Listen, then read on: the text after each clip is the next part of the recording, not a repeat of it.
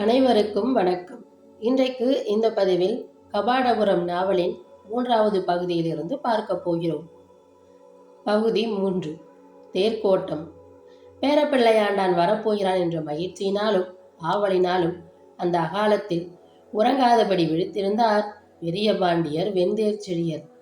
தந்தையார் அனாகுல பாண்டியரையும் தாய் திலோத்தமையும் பார்த்து வணங்கி நலம் கேட்டறிந்த சுவட்டோடு அவனிடம் நிறைய பேச வேண்டும் என்கிற ஆவலோடு இருந்த தாயையும் ஏமாற செய்து சாரகுமாரன் பெரிய பாண்டியரிடம் செல்ல வேண்டியதாயிற்று. குழந்தை வந்ததும் இங்கே அழைத்து வந்து விடுங்கள் என்று கண்டிப்பான உத்தரவு போட்டுவிட்டு காத்திருந்தார் முதிய செழியர். அனாகுலன், திலோத்தம்மை, பெரிய பாண்டியர் எல்லோரையும் பார்த்து நலவறிந்த சுவட்டோடு உறங்க சென்று விட்டார்கள் அவிநயனாரும் சிகண்டியாரும். சாரகுமாரன் பாட்டனாரை வணங்கி ஆசி பெற்று கொண்டு உறங்கப் போகலாம் என்று நினைத்திருந்தான். பாட்டனாரோ அவனிடம் அவனுடைய குலகுரு வாசத்தை பரிசோதனை செய்து பரீட்சை வைப்பது போன்ற கேள்விகளையெல்லாம் ஒவ்வொன்றாக கேட்கத் தொடங்கிவிட்டார். சந்ததிகளை பற்றி கிழவர்களுக்கு இயல்பாக முதுமையில் ஏற்படும் கவலையும் கரையும் பாசமும் அந்த முதியவரை பற்றியிருந்தன. பேரப்பிள்ளையை நீண்ட நாட்களுக்கு பிறகு பார்த்தவர் கேட்க வேண்டிய கேள்விகளையெல்லாம் கேட்டு பரிசோதித்து விட்டார். குழந்தாய், தேரில் நீ வருகிற போது வழியில் ஏதாவது விசேஷம் உண்டா? இடைநிலைத்து ஊர்களெல்லாம் செழிப்பாயிருக்கின்றனவா? பயிர் பச்சைகள் எல்லாம் வளமாக தெரிகின்றனவா? அரச குடும்பத்தை சேர்ந்த பிள்ளைகளுக்கு இவற்றிலெல்லாம் பொதுவாக ஒரு கவனம் வேண்டும். அரச குடும்பத்தை சேர்ந்தவனின் கவனத்துக்கும் கருணைக்கும் எல்லை மிக மிக பெரியது, பொதுவானது, பரவலானது. அந்த ஞாபகத்தோடு உலகை பார்க்கிற ஞானம் அரச குடும்பத்தை சேர்ந்தவனுக்கு இளமையிலேயே வந்துவிட வேண்டும் என்றார் பெரியவர். வருகிற வழியில் பொருணரும் பாணரும் விரையிலேறியுமாயிருந்த ஒரு பாணர் கூட்டத்தை பார்த்தேன் தாத்தா. அந்த கூட்டத்தில் சிலர் கலங்கி அழுது கொண்டிருந்தனர். என்னவென்று அருகில் போய் பார்த்தபோது ஓர் இளம்பெண் மயங்கி விழுந்திருந்தாள். அவளுடைய மயக்கத்தை நீக்கி அந்த கூட்டத்தினரின் கவலக்கத்தை தவிர்த்தேன். அதோடு என்றான் அவர். அதோடு என்ன என்று பெரியவர் கேட்க இளைய பாண்டியன் மேலே சொல்ல தயங்கினார். முதிய பாண்டியர் அவனுடைய முகத்தை கூர்ந்து நோக்கிவிட்டு மீண்டும் அதோடு என்னவென்பதைத்தான் சொல்லேன் என்று அழுத்தமாக கேட்டார். ஒன்றுமில்லை, அந்த பெண்ணை மட்டும் என்னுடன் தேரில் அழைத்து வந்து நமது நகர எல்லையில் இறக்கிவிட்டேன். பாவம், மிக மிக தளர்ந்து போயிருந்தாள் என்றான் அவன். துன்புறுகிறவர்களுக்கு உதவி செய்வதில் ஆண்கள் பெண்கள் என்ற பிரிவோ பேதமோ இல்லை. ஆனாலும் இளம்பெண்களுக்கு உதவி செய்வதில் கவனமாய் இருக்க வேண்டும். உன் உதவி அவர்கள் மனதை நெகிழச் செய்யும். முதலில் நன்றி தெரிவிப்பார்கள், அப்புறம் புன்னகை செய்வார்கள், நிறைய பேசுவார்கள். உன் மனமும் நெகிழும். போக போக வேறு விதமான ஆளும் ஆகிவிடும். இதில் மிகவும் விழிப்பாயிருக்க வேண்டும். எல்லோருக்குமே இதில் விழிப்பு தேவை. அரச குடும்பத்து பிள்ளைகளுக்கோ அதிகமான விழிப்பும் முன்னெச்சரிக்கையும் வேண்டும். எந்த பெண்ணும் ஓர் அரசகுமாரனிடம் மயங்குவதற்கு சாத்தியம் உண்டு. அரசகுமாரனோ யாரிடமும் மயங்காது தயங்காத கடமை வீரனாய் இருக்க வேண்டும் என்றார் பெரிய பாண்டியன். தாத்தாவிடம் அந்த நிகழ்ச்சியை தான் சொல்லியிருக்க கூடாதென்று அப்போதுதான் இளைய பாண்டியன் உணர்ந்தான். அவரோ விடாமல் அதை பற்றி அப்புறம் அவனை துளைத்தெடுக்க தொடங்கிவிட்டார். அந்த இளம்பெண் யார் என்று கேட்டறிந்தாயா? அவள் எங்கிருந்து வந்தாளாம்? யாராம்? எந்த ஊராம்? என்ன பெயராம் என்றார் பாண்டியர். அவள் கையில் யாழுடன் வந்ததிலிருந்து பான்குடியை சேர்ந்தவள் என்று தோன்றியது தாத்தா. அவள் பெயர் கண்ணுக்கினியாள் என்று கூறினாள். மிகவும் அழகிய பெயர் என்று நான் கூட பாராட்டினேன் என்றான் சாரகுமாரன். பாராட்டுவதற்கு அதில் அப்படி என்ன இருக்கிறது குழந்தாய்? எந்த பெண் பிள்ளைக்கு அந்த பெயரை வைத்தாலும் தான் பொருத்தமாய் இருக்கும். உனக்கு நான் பெயர் சூடியதை விடவா அது அழகு என்றார் பெரிய பாண்டியர். இல்லை தாத்தா, அவள் உண்மையிலேயே அந்த பெயருக்காகவே பிறந்து வந்தவள் போல் தோன்றினாள் என்றான் சாரகுமாரன். பார்த்தாயா பார்த்தாயா, என்னிடமே அவள் புகழை பாடி தொடங்கிவிட்டாயே. பெயரில் அழகை கண்டு மயங்கி விடாதே. அதிர்ஷ்டவசமாக நமது மொழியில் உள்ள சொற்கள் எல்லாமே பொருத்தமாக இணையும் போது அழகாகத்தான் இருக்கின்றன. பதங்கள் இணையும் போது இணைக்கிறவனின் திறனால் அவற்றுக்கு உயிர் பொலிவு, கவர்ச்சி, வனப்பு எல்லாம் வந்து சேரும். அந்த பெருமையை மொழிக்கு கூடப்பா, வெறும் பெண்ணுக்கு மனம் தடுமாறாதே. சொல்லின் பிரதிபிம்பம்தான் பொருள். சொல்லை மறந்து பொருளுக்காக பெருமைப்படுவது கூடாது என்றார் பெரிய பாண்டியர். தாத்தா அவனை வகையாக பிடித்து கொண்டார். வேண்டிய அறிவுரையும் வழங்கத் தொடங்கிவிட்டார். சொல்லின் பிரதிபிம்பம்தான் பொருள். சொல்லை மறந்து பொருளுக்காக பெருமைப்படாதே என்ற தாத்தாவின் வாதம் பிழையானதென்றும் அதை பொருத்தமான தர்க்க நியாய மேற்கோள்களுடன் மறுக்க முடியும் என்றும் அப்போது அவனுக்கு தோன்றினாலும் அதை பொறுத்து கொண்டான். பெரியவரை எதிர்த்து வாதாட துணியவில்லை அவன். மறுநாள் நகரணி மங்கலத்தை கொண்டாடும் முகத்தால் கூடிய அரசவையில் பாண்டிய நாட்டு பெரும் புலவர்களும் பாணரும் பொருணரும் விரலியரும் யாழ்வல்லோரும் குழல்வல்லோரும் முழவு வல்லோரும் பாண்டிய மன்னரின் பெருமையையும் கோநகராகிய கபாடபுரத்தின் பெருமையையும் புகழ்ந்தும் பாடியும் இசைத்தும் அபிநயமாடியும் பரிசில் பெற்று சென்றனர். அவையில் பாட்டனார் வெண்தேர் செழியருக்கு அருகே குழுவமர்ந்திருந்த இளைய பாண்டியன் அரங்கில் குழுமியிருந்த கூட்டத்தினரை உற்று கவனித்தபோது முதிய பெற்றோர்களோடு கையில் யாழுடன் அந்த பெண் கண்ணுக்கினியாலும் காணப்பட்டாள்.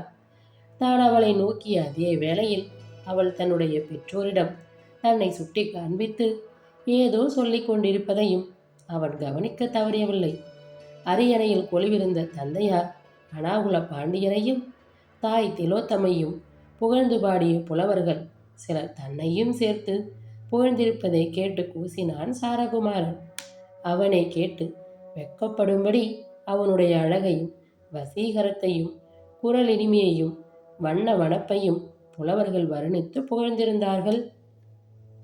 பாண்டிய நாட்டு பேதை பெண்கள் எல்லாம் இளைய பாண்டியர் உலா வரும்போது வளைசோர நின்று பந்தையும் கழங்கையும் அம்மானை காய்களையும் பிற விளையாட்டு ஆயங்களையும் அன்றே மறந்தனர் என்று பொருள்பட புனைந்து சிங்காரசம் பொங்கி வழிய வழிய பாடினார் ஒரு புலவர். முதிய பாண்டியர் வெண்தேர் செழியர் முகம் சிவக்க மீசை துடிதுடிக்க கடுமையாக உற்று பார்த்தாரோ இல்லையோ அந்த புலவர் பயந்து போய் அந்த பாடலை வேறு விதமாக மாற்றி, பேதை பெண்களே, நீங்கள் எல்லாம் இப்படி உருகி பயனில்லை. ஏனெனில் இளைய பாண்டியனுக்கு போர்க்களங்களிலும் அறிவாராய்ச்சியிலும் நேரம் போவது தவிர உங்கள் புறம் திரும்பி பார்க்கவும் வேண்டாம் என்று பொருள்படும்படி வேறு விதமாக பாடி முதிய பாண்டியரின் கோபத்தை தணித்தார். இன்னொரு புலவர் இளைய பாண்டியவரை காண முடியாமல் கடலருகே நீங்கள் நெஞ்சழிந்து இறங்கி உகுந்த கண்ணீர் துளிகள் எல்லாம் அல்லவா இப்படி இந்த கபாடத்தின் விலைமதிப்பற்ற முத்துக்களாக விளைந்தன என்று பொருள்படும்படி பேதை பெண்களை விழித்து கற்பனை செய்வது போல் ஒரு வெண்பாய் ஏற்றி பாடினார். ஐயா புலவரே, பேரப்பிள்ளையாண்டானுக்கு கல்வியும் வீரமும் கலைகளும் பெருக வேண்டும் என்று ஏதாவது நன்றாக வாழ்த்து கூறி பாடுங்கள். உமக்கு இந்த ஆகாத கற்பனை எல்லாம் இதற்கு? முக்கால்வாசி அரச குடும்பத்து பிள்ளைகள் உங்களை போன்ற புலவர்களின் புகழ் மயக்கத்தில் தான் கெட்டுப் போகிறார்கள் தெரியுமா என்று முதிய பாண்டியவர் அந்த புலவர் வாயை திறந்து பேசியே சாடிவிட்டார். சிலர் கூனி குறுகி போய் அப்படியே அமர்ந்து விட்டார். நகரணி மங்கள நாளன்று மாலையில் நகருக்கு சிறிது தொலைவில் இருந்த மாபெரும் தோட்டத்தில் பிரம்மாண்டமான கோட்டை சுவர்களுடன் மிக பெரிய நுழைவாயில்களுடனும் அமைக்கப்பட்டிருந்த தேர்கோட்டத்துக்கு பாட்டனாருடனே சென்றிருந்தான் சாரகுமாரன். அன்றிரவு அந்த தேர்கோட்டத்தை சேர்ந்த 3000 முத்து தேர்களும் நிலவில் உலா வந்து திரும்புவது வழக்கமான விழா மரபாக இருந்தது. முதல் தேரில் அனாகுல பாண்டியனும் அவனுடைய பட்டத்தரசியும், அடுத்த தேரில் முதியவர் வெண்தேர் செழியரும், அதற்கு அடுத்த தேரில் இளைய பாண்டியன் சாரகுமாரனும், ஏனைய தேர்களில் அரண்மனை அதிகாரிகளும் அமைச்சர்களும் புலவர் பெருமக்களுமாக உலா வருவது வழக்கம். கடல் கொண்ட பழம்பாண்டி நாட்டிற்கு பிறகு தரைப்பகுதி அதிகமுள்ள வடதிசை நோக்கி பாண்டியர் கோநகரம் நகர நகர நீரில் ஓடும் மரக்கலங்களை காட்டிலும் தரையில் ஓடும் தேர்ப்படைகளை அதிகமாக்கி பலப்படுத்த வேண்டும் என்ற எண்ணத்தில் பல்லாயிரம் யவன தச்சர்களை வரவழைத்து பணிக்கமர்த்தி நிருதர் நாட்டு காடுகளில் உள்ள வைரம்பாந்த மரங்களை களங்கள் மூலமாக கொண்டு வந்து இந்த தேர்களை சமைந்திருந்தார் வெண்தேர் செழியர். நகரணி மங்கள நாளன்று நடைபெறும் இந்த தேர் உலாவை பார்ப்பதற்காக பாண்டிய நாட்டின் பல பகுதிகளில் இருந்து மட்டுமல்லாமல் வேறு நாடுகளிலிருந்தும் மக்கள் வந்து கூடுவதுண்டு. கோட்டையை சுற்றியிருக்கும் 4 பெரும் ராசபாட்டைகளிலும் இந்த தேர்கள் வரும்போது எல்விட இடமின்றி மக்கள் திரண்டிருப்பார்கள். நல்ல வேளையாக அன்று தேருலாவின் போதும் உடனிருந்த பேரப்பிள்ளையாண்டானை தம்முடைய அதீத அன்பினாலே பயமுறுத்தாமல் தம்முடைய தனித்தேருக்கு போய்விட்டார் பாட்டனார். ஆசிரியர் பிரான்களாகிய அவிநயனாரும் சிகண்டியரும் கூட தங்களுக்கென்று அலங்கப்பட்டிருந்த தனித்தனி தேர்களுக்கு போய்விட்டார்கள். இளைய பாண்டியருடைய தேரை மொழிநாகன் செலுத்தி வந்தான். நில ஒளியில் தேர்களில் பதிக்கப்பெற்றிருந்த முத்துக்கள் அற்புதமாய் மின்னி நகைத்தன. தேர் புறப்படும் முன் முடிநாகன் இளைய பாண்டியரிடம் ஒரு செய்தி கூறினான். அன்று பகலில் பாட்டனார் முடிநாகனை தனியே அழைத்து, இளைய பாண்டியன் மணலூரில் இருந்து தேரில் இங்கு புறப்பட்டு வரும்போது ஏதோ ஒரு நிகழ்ச்சி நடுவழியில் நடந்ததாமே. யாரோ பான்மகள் ஒருத்தி மயங்கி விழுந்திருந்தாளாம். உடனே இவன் கருணை மிகுந்து ஓடிப்போய் அவளுக்கு மயக்கம் தெளிவித்தானாமே. அது என்ன கூத்து என்று வினவினாராம். அது ஒன்றுமில்லை, கூடியிருந்தவர்களின் அழுகை ஒலி கேட்டு வெறும் இரக்கத்தினால் மட்டும் வளைந்து சென்று உதவி செய்தார். அந்த பெண் நடக்க முடியாமல் சிரமப்பட்டதனால் தேரில் அழைத்து வந்து நகர எல்லையில் இறக்கிவிட்டார். இதில் குறிப்பிடத்தகுந்த விதத்தில் ஒன்றுமில்லை. இன்னும் சொல்லப்போனால் அந்த பெண்ணிடமோ கூட்டத்தாரிடமோ தான் அரசகுமாரர் என்பதை கூட இளையபாண்டியர் காண்பித்துக் கொள்ளவில்லை. யாரோ முத்துவணிகன் என்று பொய் சொல்லி தப்பித்து கொண்டார் என்று அவர் மனம் சிறிதும் பயப்படாதவாறு தான் அவருக்கு மறுமொழி கூறிவிட்டதாக தெரிவித்தான் முடிநாகன். பாட்டனாரின் எச்சரிக்கையை எண்ணி இளையபாண்டியன் தனக்குள் சிரித்து கொண்டான். நிலா உதயத்துக்கு பின் ஓரிரு நாழிகைகளில் தேர் உலா புறப்பட்டது. முதலில் செல்ல வேண்டிய தேர்களெல்லாம் சென்றபின் இளையபாண்டியருடைய தேர் புறப்பட வேண்டிய முறைப்படி அதை புறப்பட செய்து ஓட்டிக்கொண்டு நுழைவாயிலுக்கு கொண்டு வந்தான் முடிநாகன்.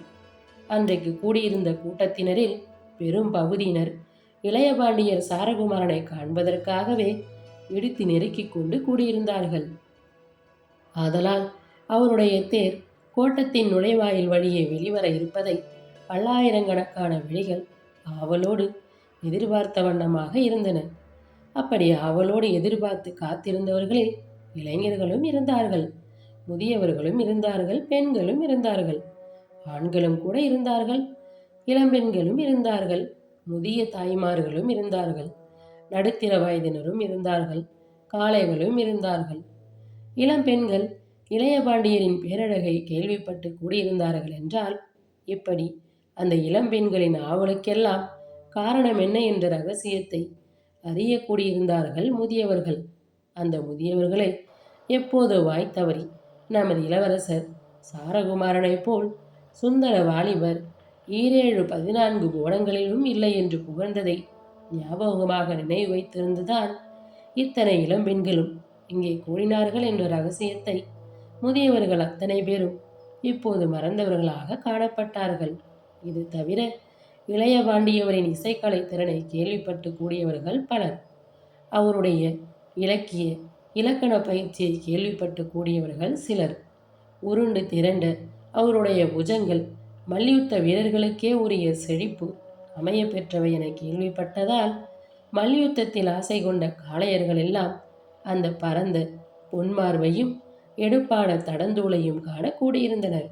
அப்படி கூடியிருந்த பல்லாயிரவரின் ஆவலையும் நிறைத்து கொண்டு நுழைவாயிலில் தென்பட்டு வெளிவந்த இளைய பாண்டியரின் தேர் கோலாகலமாக பேரார்வத்தோடு வரவேற்கப்பட்டது.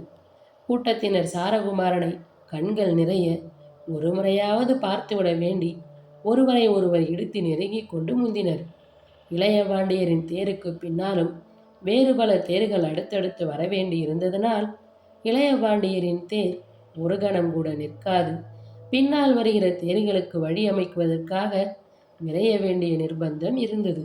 ஆனால் யாருமே எதிர்பாராத பேரதிசயமாக இளைய பாண்டியரின் தேர் நுழைவாயில் அருகே ஓரிரு கணங்களுக்கு மேலாக நின்றது. தானாக நிற்கவில்லை. கூட்டத்தில் எதையோ பார்த்துவிட்டு இளைய பாண்டியரே முடிநாகனின் தோலை தொட்டு அவனுக்கு உணர்த்தி தேரை நிறுத்த செய்திருந்ததையும் முன்வரிசையில் நின்ற சிலர் கண்டிருந்தனர். தேர் நிறுத்தப்பட்டதோடு போகாமல் யாரும் எதிர்பாராத வண்ணம் அழகுக்கெல்லாம் லட்சிய எல்லையான காமதேவனே கீழிறங்கி வருவது போல் இளைய பாண்டியர் சாரகுமாரரே தேரிலிருந்து கீழிறங்கி கூட்டத்தை நோக்கி ஓர் இலக்கை குறிவைத்து வந்தார். ஏன் ஏன் அங்கே என்ன அங்கே என்ன எதற்காக இளைய பாண்டியர் கீழிறங்கி போகிறார் என்ற கேள்வி தேர்ப்பாகன் முடிநாகன் முதல் அங்கு கூடியிருந்த பல்லாயிரவர் மனதிலும் ஒருங்கே ஏற்பட்டது. பகுதி 4. கடற்கரை புன்னை தோட்டம். இளைய பாண்டியருடைய தேர் திடீரென்று அங்கு நின்றது எல்லோருக்கும் ஒரு புதிராகவே இருந்தது.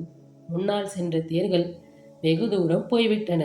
பின்னால் வர வேண்டிய தேர்கள் வர முடியாமல் இளைய பாண்டியருடைய தேர் கோட்டத்தின் வாயிலேயே வழிமறித்து நின்று கொண்டது.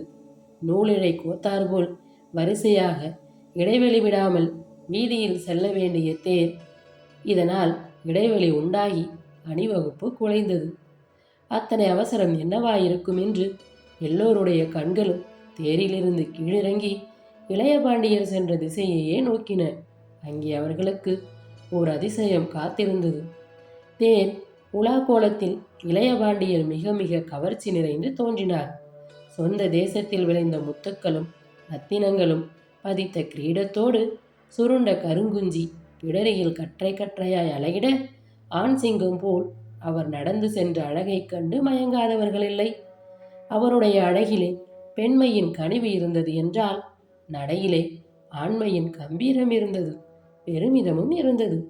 தேரிலிருந்து கீழிறங்கி நடந்து போய் அவர் செய்த காரியத்தை பார்த்தபோது தோற்றத்தில் மயங்கியவர்களே மறுபடியும் அவருடைய துண்டினால் மயங்கினார்கள். கூட்டத்தில் இடியுண்டு நெருக்கப்பட்டதன் காரணமாக இளம் பான்மகள் ஒருத்தியின் கையிலிருந்து கீழே நழுவிவிடப்பட்ட யாழை அவள் கையில் எடுத்து கொடுத்த இளைய பாண்டியரின் அந்த கருணையை கண்டு வியந்தனர் யாவரும். அந்த பெண் யார்? இளைய பாண்டியரின் கருணையையும் கண்ணோட்டத்தையும் அடைய அவள் கொடுத்து வைத்தவளாய் இருக்க வேண்டும்.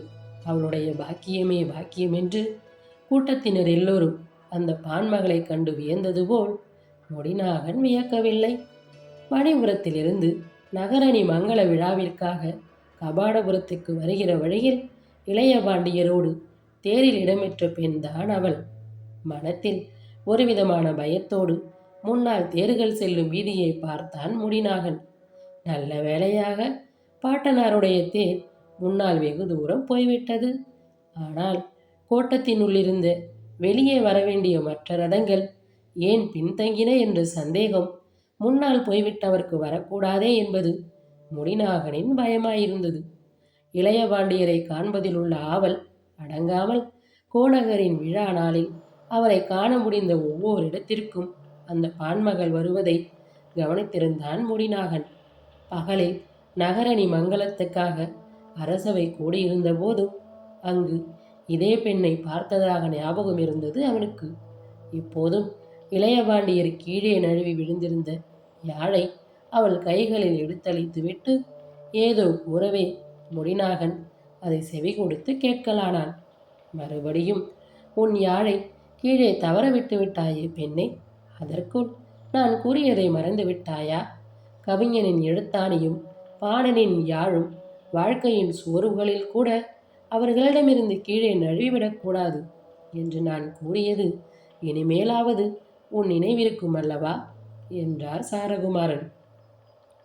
அவர்களுடைய எழுத்தாணியும் யாழும் கீழே விழும் போதெல்லாம் அதை நினைவூட்டி மறுபடியும் எடுத்தளிக்க உங்களை போன்ற முத்து வணிகர்கள் இருக்கும்போது கவலை எதற்கு என்று குனிந்த தலை நிமராமல் அவள் கூறிய பதில் வார்த்தைகளில் முத்து வணிகர்கள் இருக்கும்போது என்ற இடத்தில் மட்டும் குரலை நிறுத்தி வார்த்தைகளை அழுத்தி நீங்கள் ஒரு முத்து வணிகர் என்பதற்காக என்னிடம் பொய் சொல்லியிருக்கிறீர்கள், ஞாபகம் இருக்கட்டும் என்பது போல் பேசினாள். அதில் சந்தேகம் என்ன?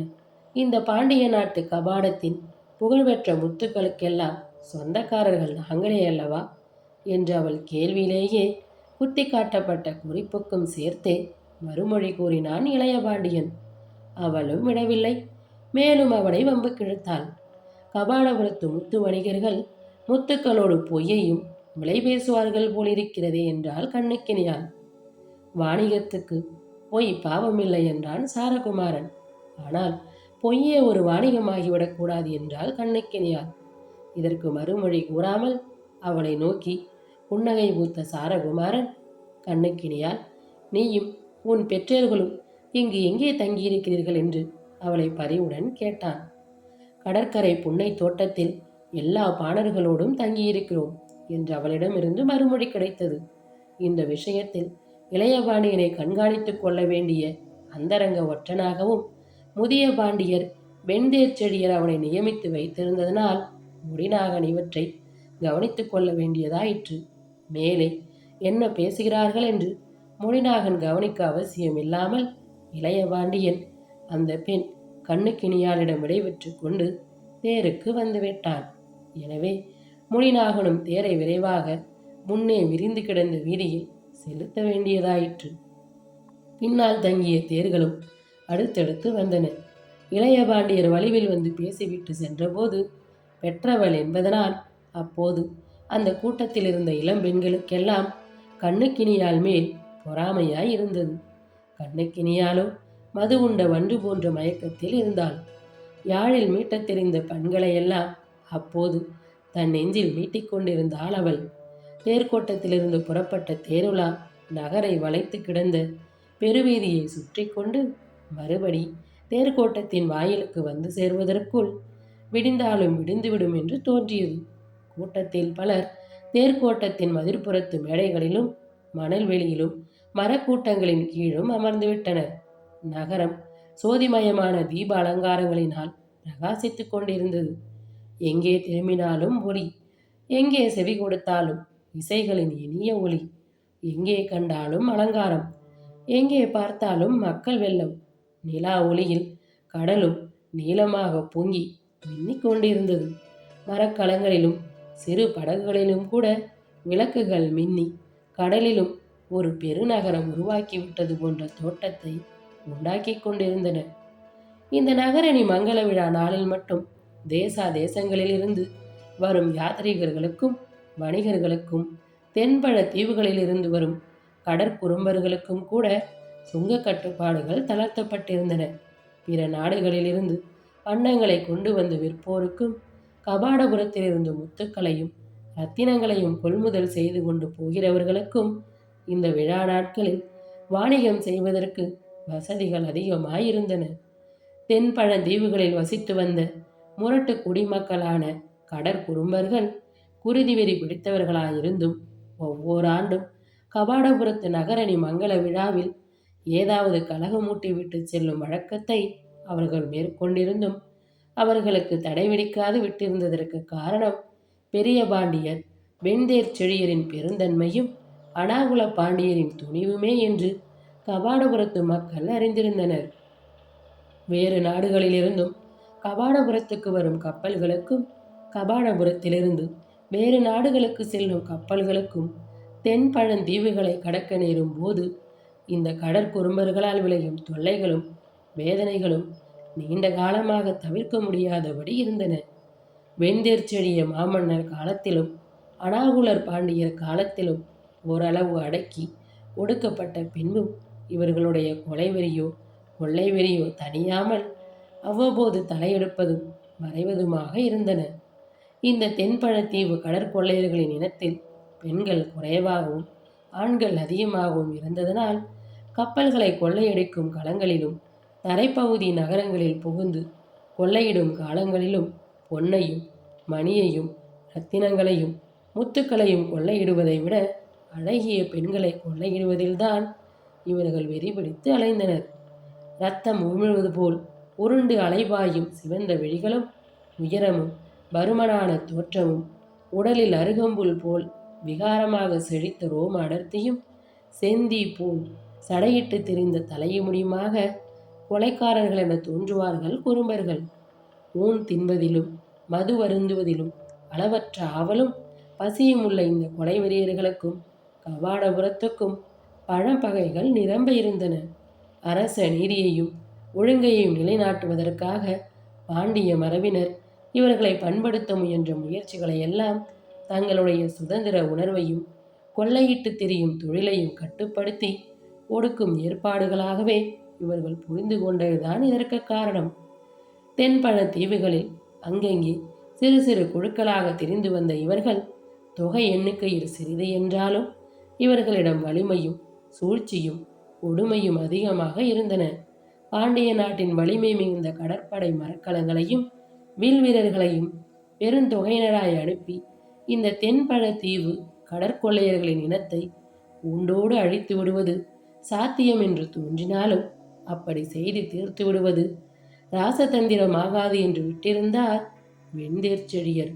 கடல் வழியாக வேறு நாட்டினர் எவரேனும் கபாடபுரத்தின் மேலோ பாண்டிய நாட்டின் வேறு கடலோர பகுதிகளின் மேலோ படையெடுத்து வருவதாயிருந்தால் முதலில் இந்த கடற்கொள்ளையர்களின் தீவுகளை கடந்தே வர வேண்டும்.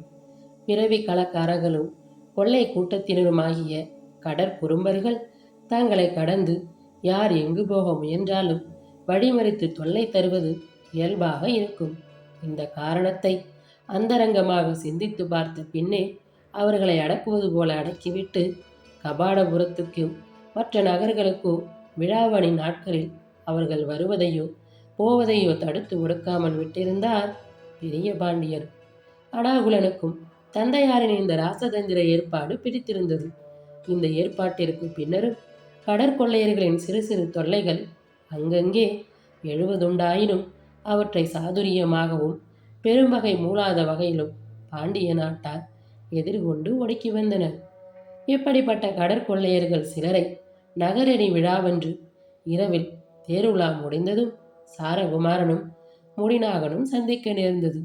தேருலா முடிந்ததும் பழையபடி தேர்களை தேர்கோட்டத்தில் கொண்டு வந்து சேர்த்துவிட்டு பட்டின பிரவேசத்துக்காக உடைந்து கொண்ட அலங்கார கோலங்களையும் கலைத்துவிட்டு உறக்கம் வராத காரணத்தினால் பரிகளிலும் முடிநாகனும் சாரகுமாரனும் கோட்டைக்கு வெளியே புறப்பட்டிருந்தார்கள். கடற்கரை புண்டை தோட்டத்திற்கு சற்று தள்ளி வடபுறமுள்ள சிறு சிறு குன்றுகளில் கபாடபுரத்தின் புகழ்பெற்ற இரத்தின சுரங்கங்கள் இருந்தன. இந்த இரத்தினாகாரங்கள் அமைந்திருந்த குன்று பகுதி முழுவதும் முகவசீகரம் எனப்படும் ஒரு வகை விசேஷமான எலுமிச்சை மரங்கள் அடர்ந்து வளர்ந்திருந்தன. பொன்னிறத்திற்கு தளதளவென்று பருமனான எலுமிச்சை கனிகள் மரகத பசுமை போர்த்த இலைகளின் அடர்த்தியிலே நில ஒளியில் செய்து தொங்கவிடப்பட்ட தங்க பழங்களைப் போல் மிக அழகாக தோன்றும். குன்றுகளில் சாலைகளிலும் கிளை சாலைகளுமாக அங்கே இருந்த பல இரத்தினக்காரர்களுக்கு பிரியும் சிறு வழிகளுமாக இருக்கும். குன்றுகள் யாவற்றுக்கும் உயரமான இடத்திற்கு மகேந்திரமலை என்று பெயர் வழங்கி இருந்தது. மணிமலை என்று மக்கள் அதை சொல்லி வந்தார்கள். மணிமலையில் சுற்றுப்புற மண்ணை சிவப்பு பொடியாகவும் நீல பொடியாகவும் பச்சை பொடியாகவும் செய்து தூவினார் போல் இரத்தினங்களில் நிறக்கலவையும் ஒளிவண்ணமும் செறிந்து தோன்றும். மணிமலை உச்சியிலிருந்து கீழே பார்த்தால் முதலில் கரையோரத்து புன்னை தோட்டமும் அப்புறம் நகரமும் கடலும் நிலவொளியில் மிக அழகாக தோன்றும். அந்த காட்சியை பார்த்து நீண்ட நாளாகிவிட்டிருந்தபடியால் குருகுல வாசத்திலிருந்து கோநகருக்கு வந்து தங்கியிருக்கும் இந்த வேளையில் ஆவலோடு புறப்பட்டிருந்தான் சாரகுமாரன். முடிநாகனுக்கோ இளைய பாண்டியனுக்கு துணையாக செல்ல வேண்டிய கடமையை தவிர பெரிய பாண்டியருக்காக இளைய பாண்டியனோடு சென்று அவனை கண்காணிக்க வேண்டிய இரகசிய பொறுப்பும் இருந்தது. எனவே முடிநாகனும் கலப்பை பொருட்படுத்தாமல் உடனே புறப்பட்டிருந்தான். அரச குடும்பத்தார் வழக்கமாக நகர் பரிசோதனைக்கு போவது போன்ற எளிய கோலத்தில் அவர்கள் இருவரும் புறப்பட்டிருந்தனர். விழா இரவின் அமைதியிலும் நகர்பொலிவு மிகுதியிருந்தது. பகுதி 5. தென்பழத்தீவு கடற்கொள்ளையர். நகரணி மங்கலத்தில் பல்வேறு விதமான ஆரவார நிகழ்ச்சிகளிலெல்லாம் ஓடியாடி கலைத்த மக்கள் கூடாரங்களிலும் அறக்கோட்டங்களிலும் தெரு திண்ணைகளிலும் மேடைகளிலுமாக முடங்கிவிட்டனர். சாமக்கோழி கூவுகிற நேரமும் நெருங்கிக் கொண்டிருந்தது. தொலைவிலே கடல் அலைகளின் ஓசை கரையோடு மோதும் நேரத்திலே பெரிதாகியும் மற்ற வேளைகளில் அடங்கியும் ஒலித்து கொண்டிருந்தது. பின்னிரவின் இதமான மென்காற்று குளிரையும் மென்மையையும் லேசாக பூசிக்கொண்டு உலா வந்தது. புட்பகத்திலிருந்தும் சாவகத்திலிருந்தும் தருவித்து பயிர் செய்து வளர்க்கப்பட்ட முகவர்ணம் முகவசீகரமாகிய சாதி எலுமிச்சை மரங்களின் பூக்கள் கம்மென்று மனம் பரப்பி அந்த மகேந்திரமலை குன்றுகளை சொப்பனபுரியாக்கி கொண்டிருந்தன. அடிவயிற்றின் உள்மண்ணில் இரத்தின கற்களை விளைவிக்கும் அதே நிலவளம் மேலே பொற்கனிகளாக மின்னும் எலுமிச்சை மரங்களை கொத்து கொத்தாக கனிய வைத்திருந்தன. பூக்களின் வாசனையோடு பழங்களின் வாசனையும் விரவி வந்து அந்த பகுதியில் நடந்து செல்வதையே போதை உண்டாக்கும் ஒரு காரியமாக செய்து கொண்டிருந்தன. அங்கெங்கே இரத்தின கற்களை எடுப்பதற்காக அகழ்ந்து தோண்டப்பட்டிருந்த பெருங்குழிகளில் நீர் தேங்கியிருந்து கண்ணாடியாய் மின்னியது. குழிகளின் அருகே குவிக்கப்பட்டிருந்த கற்களில் பட்டை தீட்டப்படும் இரத்தினமாகியும் பெருமை பெறாது கழிக்கப்பட்ட சாதாரண கற்கள் கூட தங்களிடம் இருந்த ஏதோ ஒரு நிறச்சிறப்பாலும் வடிவின் தனித்தன்மையாலும் நில ஒளியில் பிரகாசமாக தோன்றின. மகேந்திரமலை குன்றுகளில் நீர்வளம் அதிகம். ஈரப்பாங்கான அந்த மண்ணில் கைகளால் அகழ்ந்து சிறு குழி தோண்டினால் கூட நீர் பெருகிவிடும். கிணறுகள் போல் வெட்டப்பட்ட குழிகளில் விரைந்து ஊறும் நீரை உடனுக்குடன் மேலே வைத்து கொட்டினால்தான் தோண்டுபவர்களுக்கும் கற்களை வாரி பெரிது சிறிதாக சலித்து எடுக்கிறவர்களுக்கும் வசதியாயிருக்கும். அவ்வாறு நீர் இறைத்து கொட்டுவதற்காக மிடாமிடாவாய் கவிழ்ந்து கிடந்த செப்புக்கால்கள் அங்கெங்கே தோன்றின. கீழே கோநகரில் விழா நிகழும் காலமாகையினால் இரத்தினகாரங்கள் எனப்படும் இரத்தின சுரங்கங்கள் இருந்த மகேந்திரமலை குன்றுகள் வெறிச்சோடி இருந்தன. உடம்பில் மண்ணும் சேரும் பட குழிகளில் இறங்கி வேலை செய்யும் பணியாளர்களின் கூட்டமும் அவரவர்களுக்கு கட்டளையிடும் இரத்தின வணிகர்களாகிய சீமான்களின் கூட்டமுமின்றி மகேந்திர மலையே வறுமையாகி போய்விட்டது போல் இருந்தது. அந்த இரவின் ஒடுக்கத்தில் குன்று பகுதிகளில் எங்கோ நரிகள் ஊளையிடும் ஓசையும் கீழே கடல் அலை ஓசையும் தவிர வேறு ஆரவாரங்கள் இல்லை. சிறிது நேரம் மகேந்திரமலை குன்றுகளில் சுற்றிவிட்டு அப்புறம் கடற்கரை புன்னைமரை தோட்டத்தின் பக்கமாக சென்று அங்கு தங்கியிருக்கும் பாணர்களும் விரலியர்களும் ஒருவிதமான குறைவுமின்றி தங்கியிருக்கிறார்களா என்பதை கவனித்துவிட்டு அப்புறம் கோட்டைக்குள் போய் அகநகரில் அரண்மனையை அடையலாம் என்று புறப்படும் போது எண்ணியிருந்தான் பாண்டியன். ஆனால் மகேந்திரமலை குன்றுகளில் சுற்றிவிட்டு திரும்பும் போதே அதிக நேரமாகிவிட்டது. திரும்பி வரும்போது தற்செயலாக முடிநாகனிடம் வினவினான் சாரகுமாரன். கோநகரிலோ நமது கடற்பகுதியிலோ குறும்பர்களின் தொல்லைகள் எப்போதும் இருக்கின்றனவா, அல்லது அவர்கள் அடங்கி வழிக்கு வந்துவிட்டார்களா என்றான். முழுமையாக அடங்கி வந்துவிட்டார்கள் என்று சொல்ல முடியாது. அவ்வப்போது கடற்குறும்பர்களின் தொல்லைகள் ஏற்படத்தான் செய்கின்றன. கடற்பகுதிகளை தவிர கோநகரிலும் குறும்பர்களின் இரகசிய குழுக்கள் உண்டு. இந்த குழுக்களாலும் அவ்வப்போது களங்கங்கள் வரும் என்றான் முடிநாகன். பாட்டனாரும் என் தந்தையும் மனம் வைத்தார் இவர்களை ஒரு நொடியில் அழித்து விடலாம். ஏன் கோநகருக்குள்ளே இவர்களை கழக குழுக்களாகவும் கொள்ளையிடுவர்களாகவும் இன்னும் விட்டு வைத்திருக்கிறார்கள் என்று தெரியவில்லை என்றான் சாரகுமாரன். காரணம் இல்லாமல் பெரியவர் எதையும் செய்ய மாட்டார். தவிரவும் இந்த குறும்பர்களை பூண்டோடு அழிப்பதென்பது அறவே சாத்தியமில்லாத காரியம். கோரை பொருட்களைப் போல் அழித்து விட்டோம் என்று நாம் நினைக்கும் போதே தலையெடுத்து முளைக்கக்கூடியவர்கள் இவர்கள். இவர்களுடைய ஆணிவேரும் மூலமும் எங்கெங்கே ஊன்றியிருக்கின்றன என்பதை கண்டு தீர்க்க முடியாது. ஒருவன் அழிந்தால் பலர் எந்தெந்த தீவுகளிலிருந்தோ வருவார்கள். குமாரபாண்டியன் நினைப்பது போல் இவர்களை அவ்வளவு எளிதாக அழித்துவிட முடியாது என்றான் முடிநாகன். பேசிக்கொண்டு அருகருகே வந்ததனால் இருவரும் தத்தம் குதிரைகளை விரைந்து செலுத்துவதற்கு முடியவில்லை. கடற்கரை புன்னை தோட்டத்தை அவர்கள் சுற்றிய போது அங்கே தங்கியிருந்த கலைஞர்களின் கூடாரங்கள் அமைதியில் ஆழ்ந்து போயிருந்தன.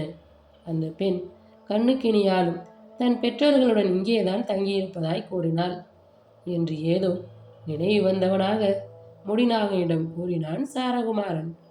புன்னை தோட்டத்துக்கு அப்பால் கடலோரத்து நீர்க்கழிகளின் கரையிலே வரிசையாக அடர்ந்து செழித்திருந்த தாழம் புதரில் பூக்கள் நிறைய மடலவிழ்ந்ததன் காரணமாகவோ என்னவோ மனம் காற்றில் மிதந்து வந்து புன்னை தோட்டத்தை நிறைத்தது. அந்த பெண்ணை பற்றிய நினைவு கூர்ந்த வேளையும் இந்த தாழம்பூ நறுமணத்தை உணர்ந்த வேளையும் ஒன்றாயிருந்த மங்களத்தை எண்ணி சாரகுமாரன் தனக்குள் வியந்து கொண்டான்.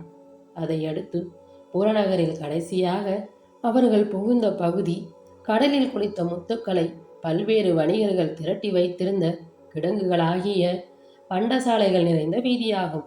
ஒவ்வொரு பண்டசாலையும் முன்புறம் வீதியை நோக்கிய வாயிலும் பின்புறம் பள்ளத்தில் படி இறங்கினால் அப்படியே கடலில் படகுகள் மூலம் மரக்கலங்களுக்கு ஏற்றி அனுப்ப வசதி உள்ளதாகவும் அமைந்திருந்தன. நகரணி விழாவுக்காக பண்டசாலைகள் மூடப்பெற்று கலகலப்பென்று இருந்ததனால் அப்பகுதி இரண்டு கிடந்தது.